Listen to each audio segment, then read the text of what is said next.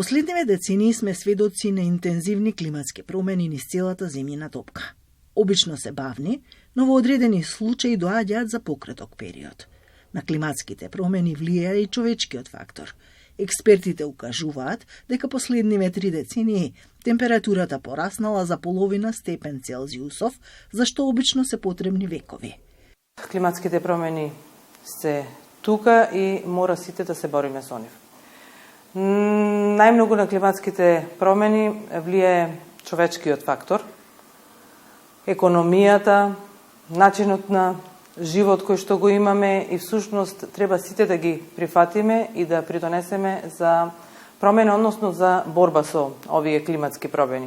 Би направила сега една споредба на емисијата на стаклени гасови кои што ги имаме во Европа и во Македонија.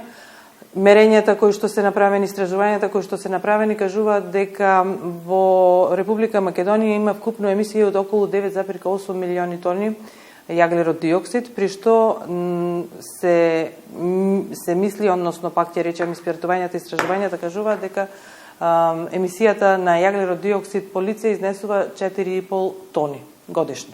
Зборувам тука.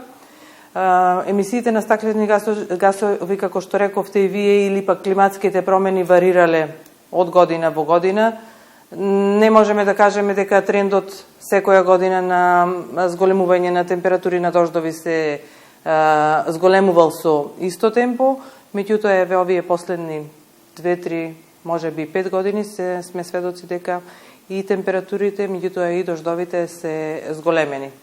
Европската Унија произведува околу 3,4 милиарди тони јаглерод диоксид еквивалент годишно и тоа е според податоците кои што ги земаме од Евростат. Промесечните емисии на стаклени гасови по човек во Европската Унија биле околу 9,1 тон годишно.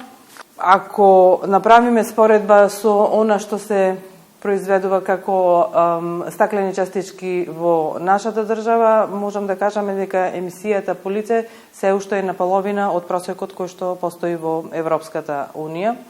За жал, емисијата на стаклени гасови се мери веќе во милиарди тони и тоа е загрижувачко и на сите ни наложува веќе на вистина да се загрижиме и да преземаме соодветни и конкретни мерки за справување со климатските промени.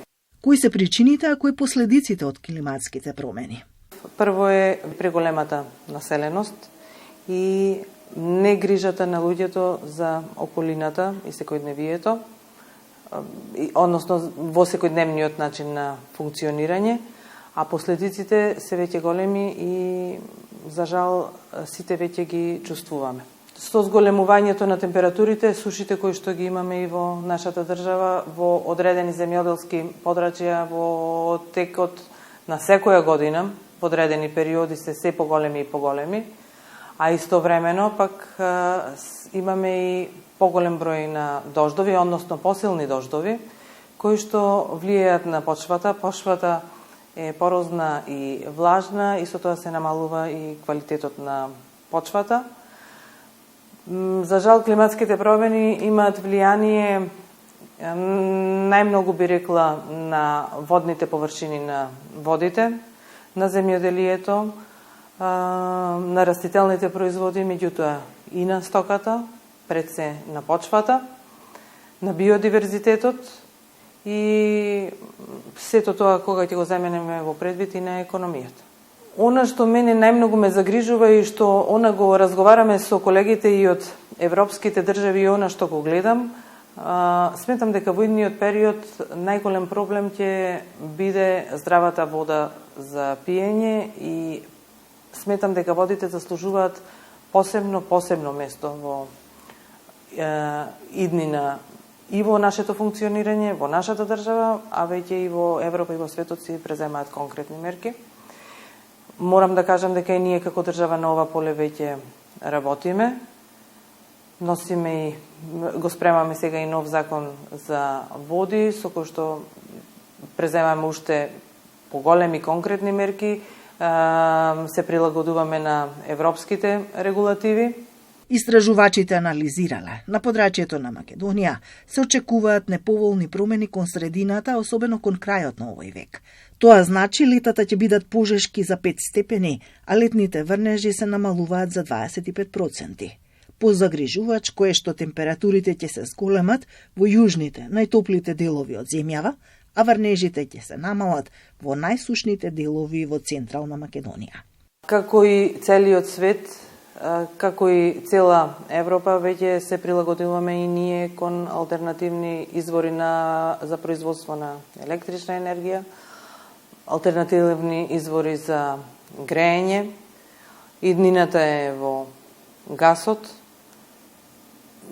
Веќе јавноста е информирана, меѓутоа во наредниот период сметам дека и ќе имаме и конкретни работи со кои што ќе може да се пофалиме и да кажеме дека сме ги презеле во овој поглед. Да, јужните делови се секогаш потопли и таму ќе се зголеми за жал температурата. Сите ние како поединци мора да дадеме придонес за да се справиме со овие климатски промени. Она што може ние како поединец да го направиме е прво да почнеме да се грижиме за отпадот кој што секој од нас го создава и го фрла. Веќе во сите општини започнавме селекција на отпад и она е нешто кое што треба да почне да го прави секој човек од најмали години, од децата и секое семејство. Да се грижиме за користењето на водата, заради тоа што водата ќе стане најскапиот реагенс во идниот период, најдрагоцениот и мора да го штедиме и да го цениме она што го имаме ние во нашата држава. И особено сега еве иди пролет би апелирала за грижата на секој човек за шумите. Жално е она што не се случува во последните години. Шумите се тие кои што најмногу знаеме дека придонесуваат за справување со климатските промени, односно кои што придонесуваат за почист воздух и нормално поздрав живот да може да го имаме. Благодарам за разговорот.